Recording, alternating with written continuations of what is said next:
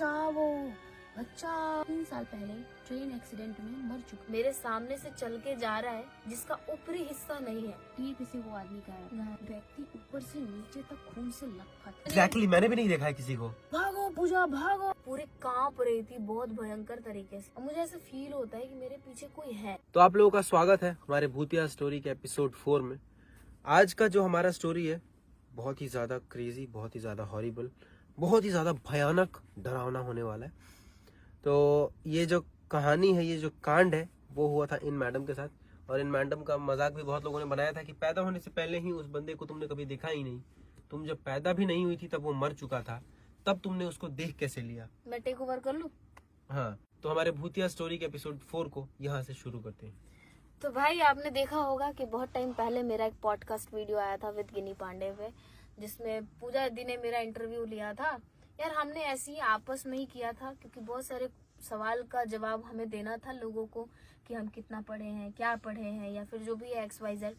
तो उसमें मैंने बताया था कि मैंने भूत देखा है और मैंने एक ऐसे व्यक्ति को देखा है जो मेरे पैदा होने से पहले ही मर गया था।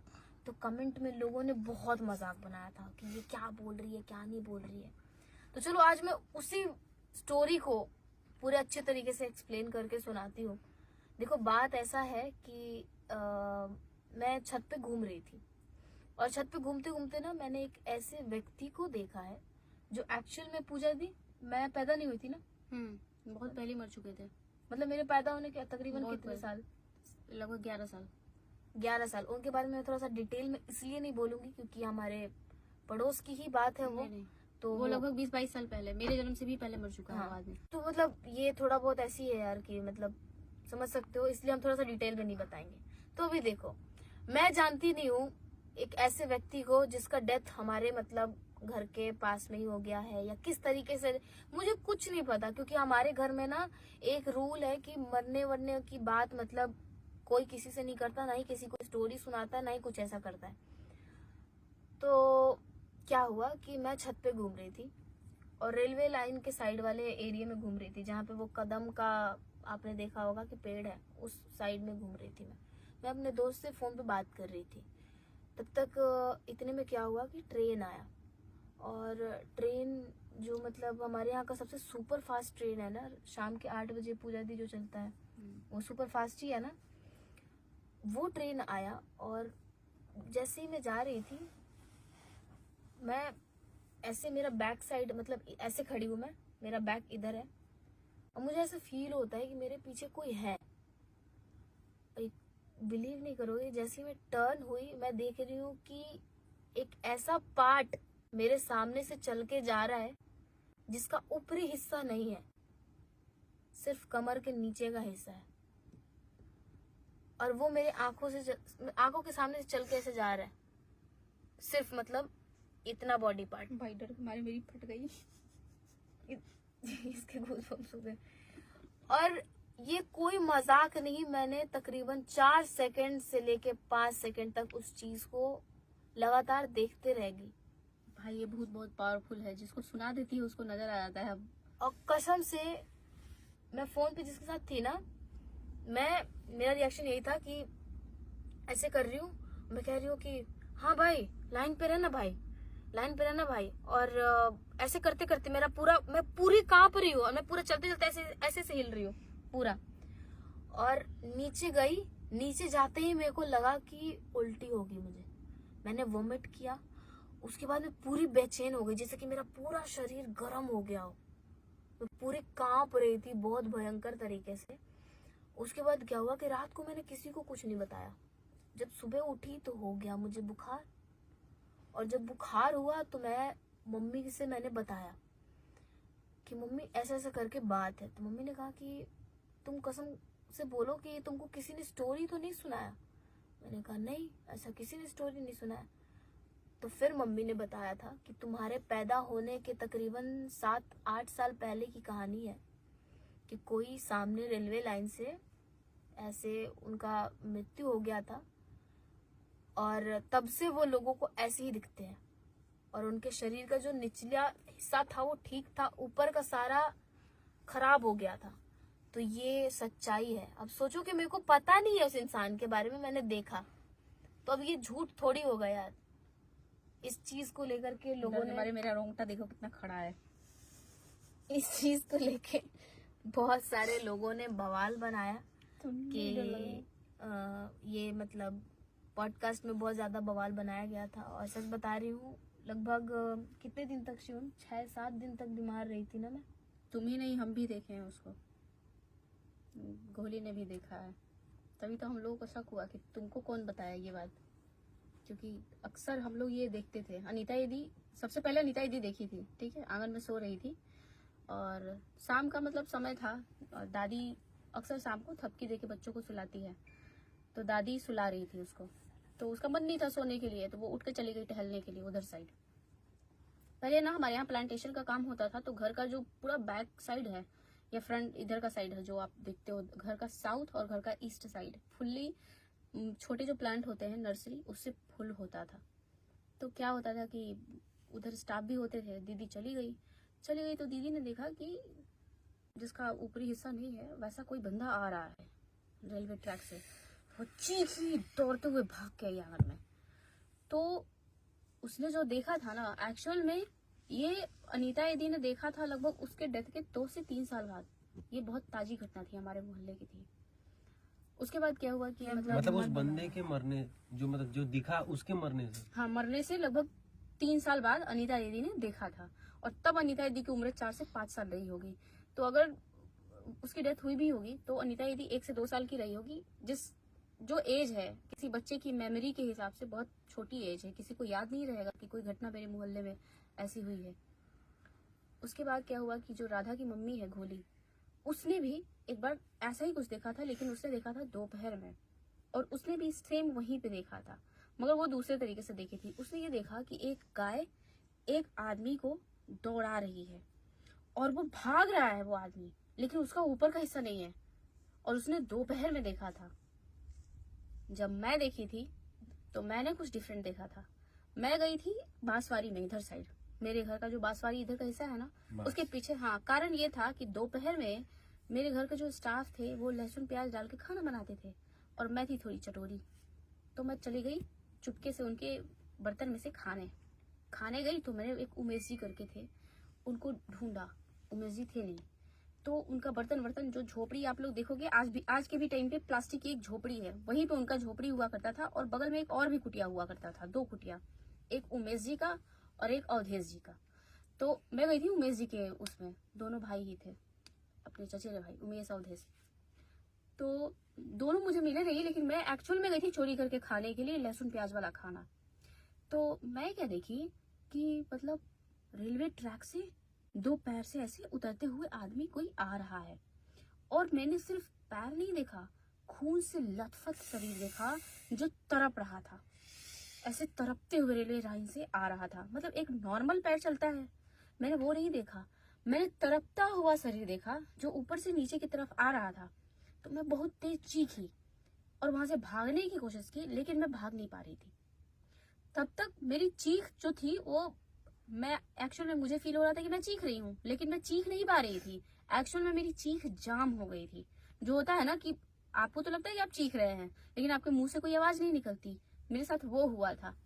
तभी क्या हुआ कि मेरे पीछे से एक धामन सांप गुजरी, और वो उमेश जी ने दूर से देख लिया, तो आया मोटा बम्बू लिए, भागो पूजा भागो, बाबा पकड़िए। मतलब वो भोजपुरी में बोल रहे थे कि बाबा पकड़िए, पूजा भागो, सांप है।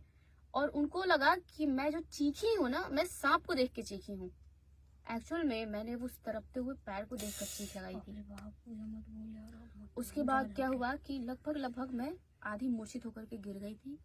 फिर उमेश जी और ये लोग मुझे वहाँ जंगल से टांग के ले आए घर पे, और उमेश जी को कुछ झाड़ू फूक भी आता था, अच्छा खासा झाड़ फूक वो बेशक जानते थे।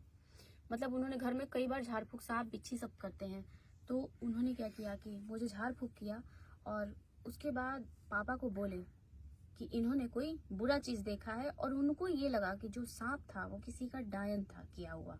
हमारे गांव में ऐसा बहुत चलता है कि जब आपको अनवांटेड तरीके से कोई दुर्घटना आपके साथ घट जाए तो उसको ज्यादातर डायन का नाम दे दिया जाता है। तो उन्होंने कहा कि बाबा किसी का किया हुआ था। डायन मतलब काला जादू। काला जादू था। ये जो सांप था ना, सांप नहीं था, कोई आत्मा था, पूजा को काटने आया था। लेकिन उनको तो मैं अभी तक बताई ही नहीं थी कि मैंने कुछ देखा। जब मैं नॉर्मल हुई तो मैं शाम को अम्मा को बताई, यानी दादी को मैं अम्मा कहती थी। तो मैं अम्मा को बताई कि अम्मा मैंने ऐसे ऐसे देखा था। और उसके बाद से मतलब बात ये था कि मैं बिल्कुल साइलेंट पड़ गई थी। तो घर में माहौल अफरा तफरी वाला था कि आखिर बच्चा चुप क्यों है, बोल क्यों नहीं रहा है। और मैं बहुत छोटी थी उस वक्त। तो ये कहानी जो मैंने यहाँ तक देखा था, वो खून से लथपथ एक तरफता हुआ शरीर जो आ रहा था मेरी तरफ, वो बहुत ज्यादा मेरे भीतर शॉकिंग था मेरे लिए जो मैंने देखा। जब मैं अम्मा को बताई ना, तब लगी वो छाती पीटने और बोलने, गाली दे करके उसका नाम ले करके कि अरे फलानवा, मतलब मान लो उसका नाम XYZ था, तो अरे फलानवा XYZ, तू मर गया, तू कट के मर गया, लेकिन मेरी बेटी को क्यों परेशान कर रहा है। मतलब मेरी बात की मेरे बच्चे नजर आया, हाँ क्यों नजर आया, फलाना हो जाए, ढिमाका हो जाए। जैसे दादी लोग गाली देती हैं अपने बच्चों को लेकर के, उतना पॉजिटिव नेचर के साथ मेरी दादी पूरी रात मुझे अपने कलेजे से चिपका के सोई। मंत्र वंत्र का जप हुआ, पूजा पाठ हुआ, घर में झाड़ फूक किया गया। लगभग 20-21 दिन तक मुझे याद है पापा रोज पूजा करके मुझे तिलक लगाते थे ताकि मैं सुरक्षित रहूं। जंत्र ताबीज सब पहनाया गया। लेकिन कुछ दिन के ठीक बाद उस भूत को उमेश जी ने भी देख लिया। और उन्होंने क्या देखा, वो बहुत गजब की चीज थी। पूजा है तुम बोल रहे हो। उमेश जी रात को सो रहे थे, ठीक है, और उन्होंने देखा कि कोई जंगली जो झाड़ है ना, इधर झाड़ी, वो सपना में देख रहे हैं।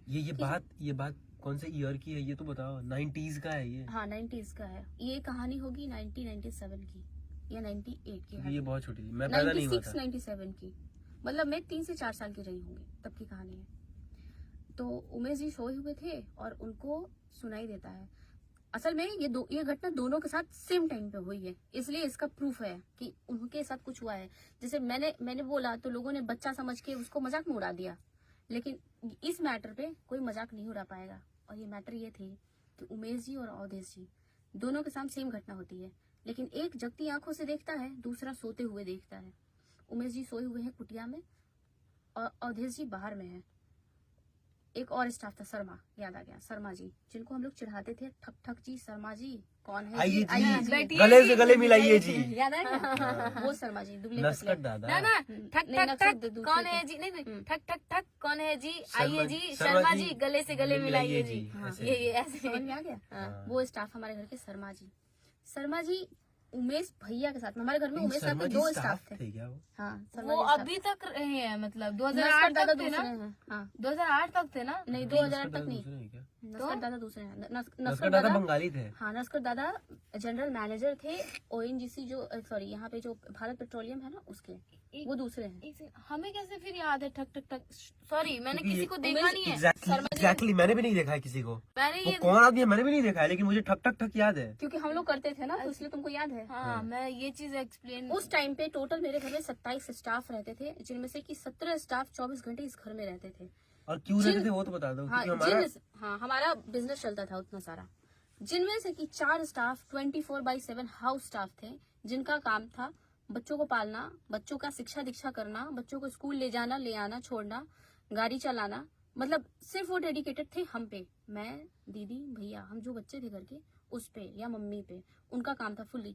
वो स्टाफ का ही काम था। जो तुम लोग हॉस्पिटल में जो हुए हो, तो मम्मी का पूरा केयर करना, वो दाई माँ अलग थी और स्टाफ अलग थे, तो उन लोगों का काम फुली डेडिकेटेड थे वो लोग मम्मी के ऊपर, बच्चों की अपब्रिंगिंग के ऊपर, जितना भी एजुकेशन है। मुझे भी मेरे घर के स्टाफ नहीं पढ़ाया है बचपन में, जो क ख ग है वो स्कूलिंग नहीं हुई है। इसलिए तुम ये हाँ इसलिए तो आई। तो अब बता रही हूँ कि शर्मा जी बैठे हुए हैं।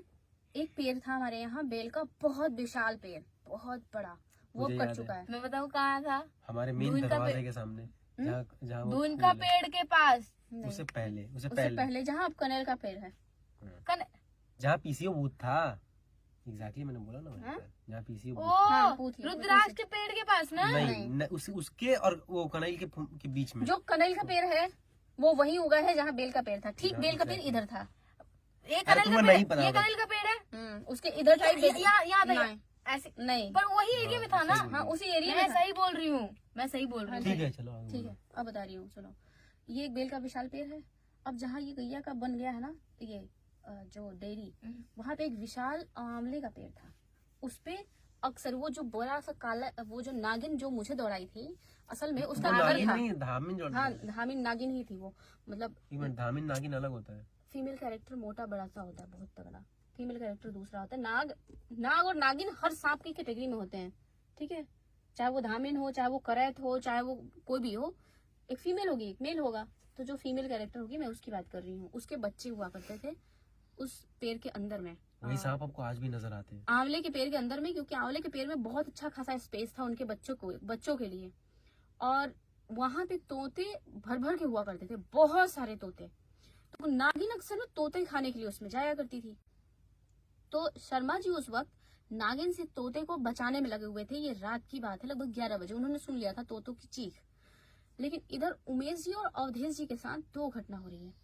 उमेश जी सोए हुए हैं, अवधेश जी बाहर हैं।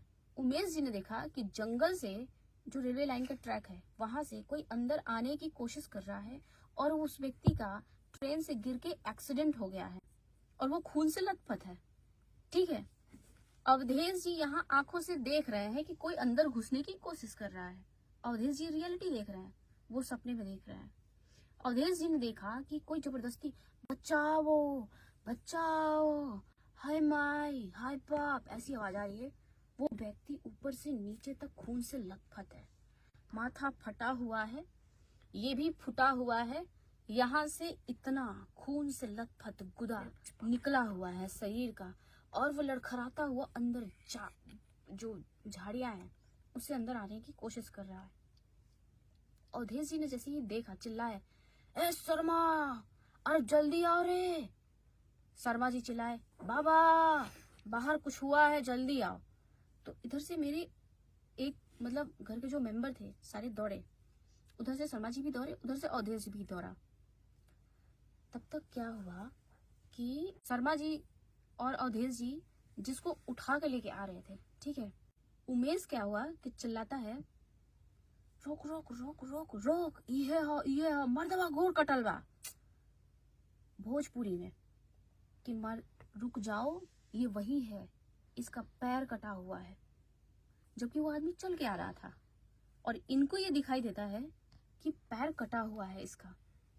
तब तक हमारे घर में और भी स्टाफ थे, जैसे सुरेंद्र जी भी थे और बाकी सब लोग उठ चुके हैं। जो सो रहा है वो भी उठ गया है, सब लोग उठ गया है। लेकिन जो बंदा सोया हुआ था ना, उसने एक चीज और देखी थी सपने में। वो ये देखा था कि जिस व्यक्ति का धड़ नहीं है, उसने इसको धक्का मार के ट्रेन से गिराया है। और ये व्यक्ति बार बार कह रहा है कि उसको मत ले आओ, उसको मत ले आओ, मदद मत करने दो। जबकि सब लोग दौड़े, उसको उठा के ले आए और इस व्यक्ति ने छुआ तक नहीं उसको, क्योंकि इसने सपने में ये देखा था, ये आदमी तो पूजा पाठ करने वाला था और वो ऐसा बोलता था कि मेरे ऊपर माता की सवारी रहती है। इसलिए उसने ये बोला कि मैं इसको छूऊंगा नहीं, ये जेन्युइन भूत है, ये आदमी है ही नहीं, उनका ये कहना था। अब हुआ ये कि पूरे तब तक मोहल्ले वाले जग चुके थे, सबको बुलाया जा चुका था, एक घायल आदमी आया है। अब बता रही हूँ आपको, आप सुनिएगा, यहाँ शॉकिंग है आपके लिए। इस व्यक्ति को ये लोग ले आए, वो जंगल में ऐसे, मतलब जंगल तक आधा पहुंचा और वो गिर गया।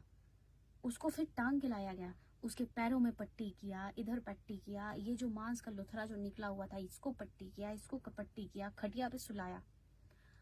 एक बात बताओ, मतलब जो शर्मा जी ने जिस बंदे को देखा था वो एक्चुअली में इंसान था? अरे सुनो तो पहले, जिस व्यक्ति को उठा करके उसका ट्रीटमेंट किया गया, फर्स्ट एड किया गया, सबके नजर में वो एक इंसान है।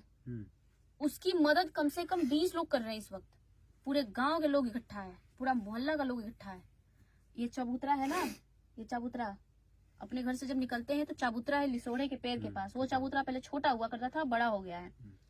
रात में पूरे ब्राह्मण मोहल्ले के जितने भी लोग थे सब उठ के गए, सिर्फ इस स्टाफ को छोड़ के, जो कि सपना देख करके और बोल रहा है कि मर्दवा भूत है, हम ना छुएंगे इसको। तो कुल मिलाकर के हुआ ये कि सारे लोगों ने उसका ट्रीटमेंट किया। उसके पॉकेट से एक डायरी निकलती है। मेरे घर में तभी फोन हुआ करता था, मोबाइल फोन। हमारे यहाँ बहुत, मेरे जन्म के पहले से ही मोबाइल फोन है, हाईटेक प्लेस है ये, बहुत जल्दी सब चीजें आ जाती हैं।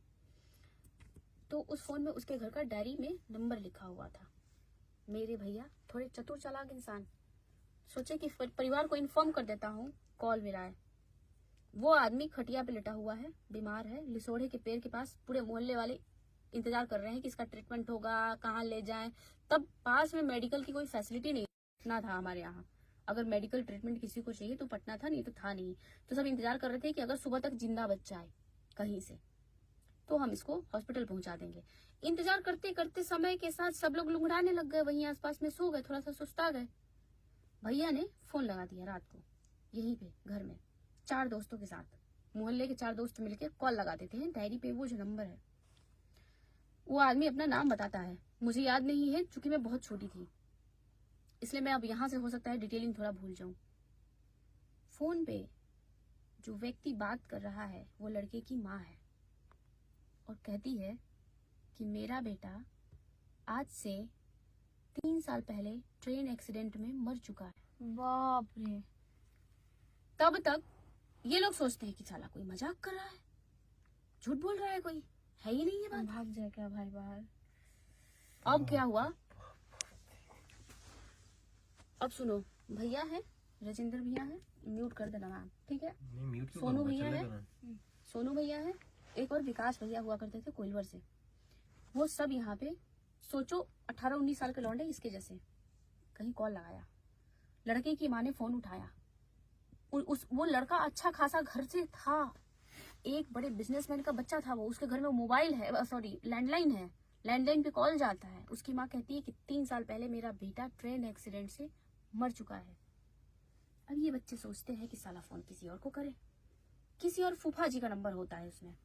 ये लोग वहां फोन लगाते हैं तो वो बहुत गाली देता है और कहता है कि मजाक करना बंद करो, वो मर चुका है 3 साल पहले। अक्सर तुम लोग मेरे पास फोन कर देते हो। उनको ये लगा कि इस लड़के का कोई दोस्त है। ये लोग कह रहे हैं कि एक्सीडेंट करके मेरे घर पे आया है और वो कह रहे हैं कि वो मर चुका है। अब कहानी में आगे मजा है ज्यादा, दिल थाम लीजिएगा अपना। ये लोग सोचते हैं कि अब चल के उस लड़के को हम बता सकते हैं कि भाई तुम्हारे घर पे जो फोन नंबर है जो किया था उस पे लोगों का मानना है कि तुम मर चुके हो। ये लोग गए, खटिए पे से वो आदमी गायब, वो है ही नहीं वहां पे। मेरे को लगा सबकी नींद खुली, कहाँ गया कहाँ गया कहाँ गया। पता चल रहा है कि अवधेश जी, उमेश जी, इन्होंने जो अपना शर्ट दिया था, अपना गमछा दिया था, अपना लुंगी दिया था, वो सब पड़ा है खटिया पे, खून से लथपथ पड़ा है। वो आदमी गायब है, वो आदमी था ही नहीं। और इसके आई विटनेस मेरे मोहल्ले के कम से कम 25-30 लोग हैं जो उस वक्त उसके रक्षा में, सुरक्षा में वहीं सो रहे थे। लगभग सो क्या रहे थे, ऐसे ही थे। एक कह रहा है कि बह उधर ही तो मुतने गया है। उसको लगा कि शायद उसने मुतने जाते हुए देखा था। सबने कोशिश किया कि भाई खोज लेते हैं, बह मुतने नहीं गया होगा, आ जाएगा। नहीं मिला वो आदमी। अगले दिन पुलिस भी आई, सबने बुलाया। पता चला कि जो इंक्वायरी हुई और जो एड्रेस या जो फोन नंबर मिला था, उस फोन नंबर पे दोबारा कॉल किया इन्होंने, क्योंकि वो नंबर रात का था इसलिए उस पर रीडायल हो पाया। नंबर रिकॉर्ड में नहीं होता था पहले, रीडायल हो जाता था, रीडायल में वो नंबर मिल जाता था। रीडायल जब किया तो पता चला कि वो लड़का वास्तव में किसी दुश्मन के कारण ट्रेन से धक्का मार के उसका मर्डर किया जा चुका है और वो इस तरह से कई बार कई लोगों को नजर आया है और हमारे यहाँ भी नजर आया। सिवाय मेरे घर के उस एक स्टाफ को हर किसी ने उसको हाथ लगाया था, हर किसी ने उसकी सेवा की थी और उसने 1 गिलास पानी मांगकर शर्मा जी से पिया था और उसके बाद शर्मा जी पगला गए। शर्मा जी हमारे यहाँ से छोड़ के चले गए, यहाँ नाकाम ही नहीं कर पाए। तो एक बात बताओ, जो इसको भूत दिखा और जो ये भूत है, ये दोनों अलग है ना? हाँ, अब बता रही हूँ कि जो ये कहानी तभी की है जब मैंने भूत देखा था ना, उसी के ठीक 2 से 3 दिन बाद ये घटना घटी थी। हाँ, ये थोड़ा सा ट्रिकी हो सकता है, आपको समझ में शायद ना आए क्योंकि ये बहुत ज्यादा छोटी थी। नहीं, अब मैं बता रही हूँ कि क्या। तो वो जो सो रहे थे हमारे घर के स्टाफ, उन्होंने क्या बोला, इशारा करके उनका नाम लेकर के, प्रॉपर जो हमारे मोहल्ले में डेथ हुआ था जिसका, अरे झूठ बोल रहा है तू, सब लोग वही होगा, हम देखे हैं, वही था, वही आकर के मूर्ख बना के गया है, उसकी आत्मा प्यासी है, भटक रही है। हम तो बोलबे किए थे कि नहीं छूना है किसी को, ये नहीं है, लेकिन कोई मेरा बात माना, सब लोग हमको छोड़ दिया और आप लोग गए थे मदद करने, गए थे तो भुगतिए। और सीरियसली घर में लगभग सबकी हालत खराब होने लग गई थी, सब बीमार। उमेश जी ने ये बात कही कि हम तो बोले ही थे कि यही भूतवा है मोहल्ला वाला, और कुछ नहीं।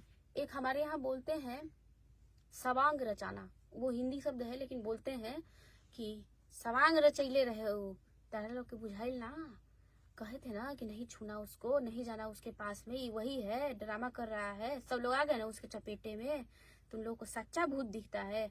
वो अकेला आदमी जिसको कुछ देर पहले लोगों ने साइको बोल दिया था, उसने सबको साइको प्रूफ कर दिया, क्योंकि समझ में नहीं आ रहा था। कपड़े पे खून लगा हुआ है, आदमी गायब है। मे बी ये सच में कोई आदमी होगा, वो डर से यहाँ से चला गया होगा, लेकिन ना तो उसकी डेड बॉडी मिली ना वो आदमी मिला, लेकिन ऐसी घटना हुई थी। और उमेश जी लगातार कह रहे थे कि नहीं ये वो आदमी नहीं है। तो इस घटना से हमारे घर में थोड़ी सी अवेयरनेस फैली, वो जो कटा हुआ भूत दिखता था ना सबको, उसके प्रति। लेकिन उमेश जी का यही कहना था बार बार कि मतलब हमारे घर के जो भी स्टाफ थे कि हम भी देखे हैं, अक्सर सबको दिखता था। और सब ये श्योर हो गए कि फिर मतलब इस मोहल्ले में भी जो भी है, वो जो घटना घटी है, ये हो ना हो वही व्यक्ति है। तो ये घटना जो हमारे यहाँ घटी, उस वक्त के बाद से इसकी चर्चा बहुत कम हो गई, क्योंकि हम लोग यहाँ पे रहने वहने में बहुत, या उधर जाने में या देखने में बहुत कम इंटरेस्ट लेते थे। समय के साथ एक लंबा टाइम निकल गया, ये चर्चा ना मैंने कभी इससे किया, ना कभी इससे किया, ना मंगल से किया। इन लोगों को कुछ पता ही नहीं था कि ऐसा कुछ हुआ था हमारे पास्ट में। एक दिन गिन्नी ने देखा, जो अभी आपके साथ शेयर की। तभी तो मुझसे मम्मी ने पूछा था कि कहीं इन लोगों ने तुम्हें स्टोरी तो नहीं बताया है, मतलब ऐसा ऐसा इन सब चीजों का। तो मैंने कहा मुझे तो किसी ने कुछ बताया ही नहीं है, मैं जस्ट नॉर्मली घूम रही थी छत पे और उसके बाद मेरे साथ ऐसा ऐसा कांड हो गया। फिर बाद में मेरे को मम्मी ने एक्सप्लेन किया था कि ऐसा ऐसा करके ये मतलब है। अब पूजा दिखेंगे, अब यार ये बंद करो यार, ये चीज बंद करो, क्योंकि तो ये स्टोरी आज इतना पे ही खत्म करते हैं। ऐसी कुछ और भी मजेदार कहानियां हैं जो आपके साथ मैं कभी शेयर करूंगी। हालांकि ये मेरे बचपन की थी, इसमें से ज्यादातर पार्ट मैं आपको इसलिए सुना पाई हूँ क्योंकि दादी से, भैया से, बहन से, सबसे मैंने सुना कि उस दिन क्या हुआ था। इतनी मेरी मेमोरी स्ट्रांग नहीं हो सकती ना, बहुत छोटी थी मैं, तो मे भी इसका कुछ पार्ट मिस भी हो गया होगा, जो कि मुझे अच्छे से याद नहीं, किसने क्या बोला, क्या हुआ होगा। सिर्फ मैंने जो सुनी थी वो आप लोगों को बताई, क्योंकि मुझे उतना याद नहीं है, बस थोड़ा सा ही याद था। हाँ, और एक वीडियो है हमारे पास जो इन मैडम का क्रिएशन है, और एक एनिमेशन है, और वो एक फिक्शनल स्टोरी है ना? नहीं, फिक्शनल नहीं है। उसका थोड़ा सा पार्ट मैंने जानबूझ के ऐसा बनाया है ताकि वो अच्छा लगे सुनने में, लेकिन वो एक रियल स्टोरी है, मेरे लाइफ की स्टोरी है। बस बीच का थोड़ा सा पार्ट मैंने हॉरिबल बनाया है, वो आपको सुन के ही समझ में आ जाएगा कि क्या हॉरिबल पार्ट है, हाँ, ताकि अच्छा लगे। लेकिन उस स्टोरी को मैंने प्रॉपर तरीके से सुनाया है और थोड़ा सा इंटरेस्टिंग बनाने का कोशिश किया है। हाँ, तो वो आपके लिए एक थोड़ा सा अलग एक्सपीरियंस होगा, और वो वाला वीडियो जो है वो इस वीडियो के बाद आएगा, और होपफुली आपको पसंद आएगा। मुझे तो पसंद आया, इसने बनाया, इसने मुझे सुनाया, मुझे काफी अच्छा लगा। अब बना मेरे स्टूडियो में है। और बहुत ज्यादा डर लगा, मुझे बहुत ज्यादा डर लगा एक्चुअली। अगर वैसी स्टोरी उस फॉर्मेट में आप सुनना चाहेंगे तो आगे जितनी भी स्टोरी मैं सुनाऊंगी उसी फॉर्मेट में सुनाऊंगी। हाँ, कौन तो सा डर था भाई? मुझे बहुत डर लगा है, मुझे नहीं, उसमें ना ये सुना ही नहीं उस दिन, तो नहीं, 5 मिनट के बाद बंद कर दिया, बोला हम नहीं नहीं, सुनेंगे। उसमें ना वही बोला ना, वो फियर था, वो म्यूजिक था, वो साउंड इफेक्ट था उसमें, है ना? तो उस बात की मैं तारीफ करते हुए बोल रहा हूँ कि मुझे मजा आया। एक्चुअली में डर लगना ही मजा है ना उसमें, तो इस तरह का। तो उसकी एडिटिंग वैसी हुई नहीं जैसा मैं चाह रही हूँ।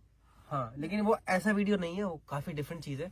तो वो होपफुली आपको अगले वीडियो में वो देखने को मिलेगा, और वो भी प्रॉपर आपको गोस्ट वाला फीलिंग देगा। इनफैक्ट और ज्यादा डर लगने वाला है उसमें आपको, ठीक है?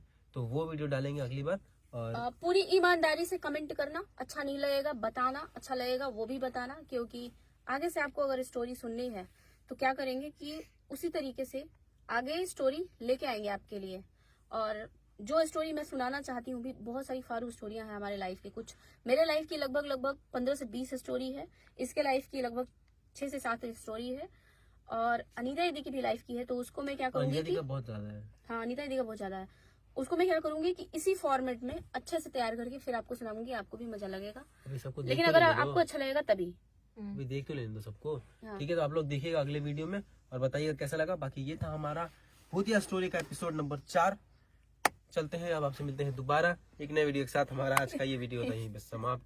Thanks for watching, bye bye.